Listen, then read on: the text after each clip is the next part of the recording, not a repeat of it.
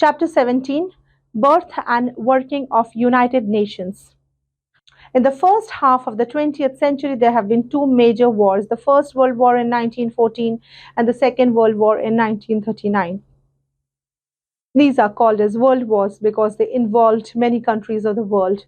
In Second World War, the United States dropped atom bombs on the Japanese city of Hiroshima and Nagasaki, and it caused a lot of destruction.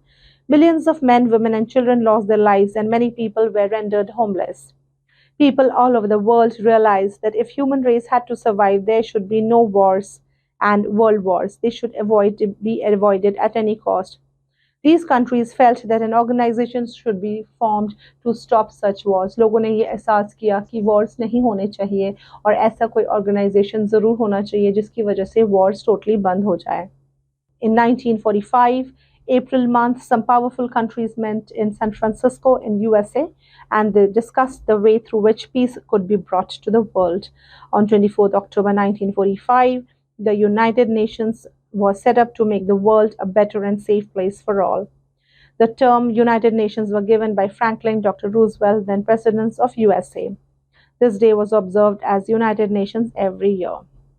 सो इस आगे आप ये देख सकते हैं कि United Nations के क्या ऑब्जेक्टिव्स थे. Peace in the world, friendly relations, to solve social economic problems, promote respect for human rights, remove differences based on race, and to have a meeting place where all the members can work together. The UN neither makes laws nor imposes taxes. It is a place where issues are discussed and solutions work out. Any country that is committed to peace and accepts the goals of the UN Charter can become its member. The member countries of the UN try to solve international problems and work together to improve the conditions of poor, homeless, and other weaker sections of the society.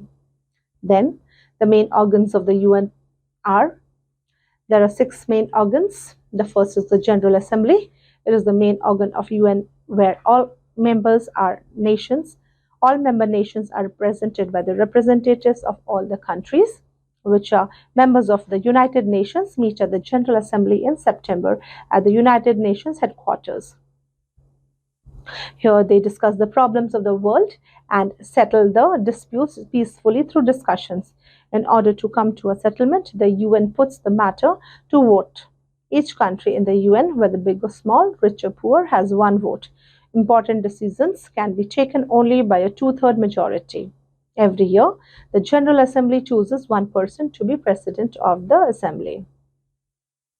The Security Council. As the Security Council is responsible for the maintenance of peace and security, it is the most important organ of UN. It has 15 members, out of which 5 members are permanent. The remaining 10 are elected by the General Assembly.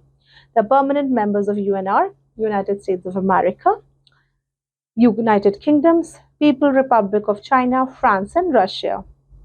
Each member of council had a vote. However, for passing any motion, all members must vote in favor. A single negative vote by a permanent member automatically prevents the motion from being passed. Thus, all the permanent members have the power of the veto. The International Court of Justice. The main aim of this court is to find the settlement of dispute between different countries in accordance with the international law. The headquarters of these countries are at Hague and Netherlands.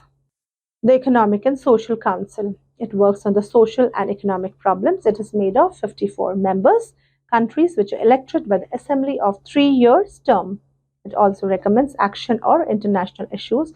At least 2 regular sessions of ECOSOC are held each year at UN headquarters in New York and other in Geneva, Switzerland.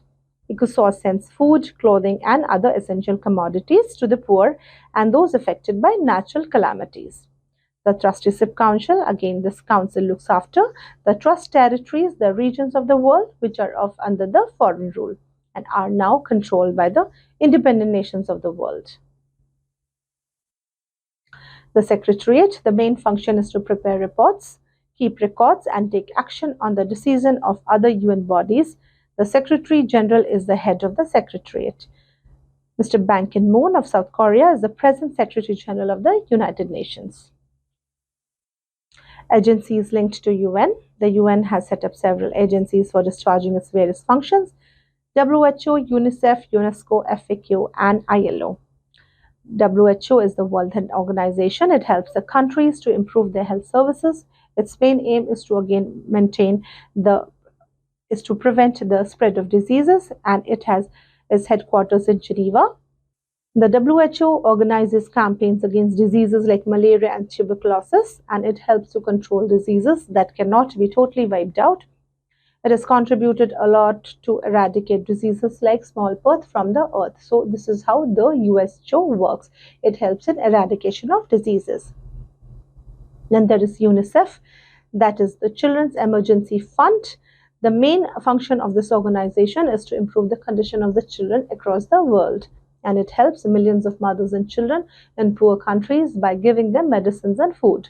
It also helps in controlling various diseases among the children. In our country, the UNICEF is helping in conducting programs like Anganwadi. Then we have UNESCO. The UNESCO was established in 1946. Its main aim is to educate many million people of young and old who cannot read or write.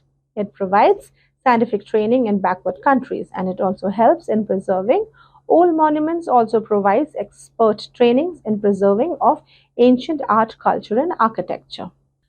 Food and Agricultural Organization, which is FAO, it aims to help the countries to increase their food production, and its headquarters is in Rome. We have International Labour Organization. It helps the nation in improving the working conditions of their people, and it tries to sort out the problems between governments and employees. So in this section, as you can see, the major achievements of United States. It plays important role in setting up disputes. It plays remarkable role in arms control and has been able to improve food production. It helps the developing countries to fight against poverty. Then it also helps in improving cultural conditions and helps in refugees. Thank you so much. That was the end of the chapter, and I hope you had a great learning. Thank you.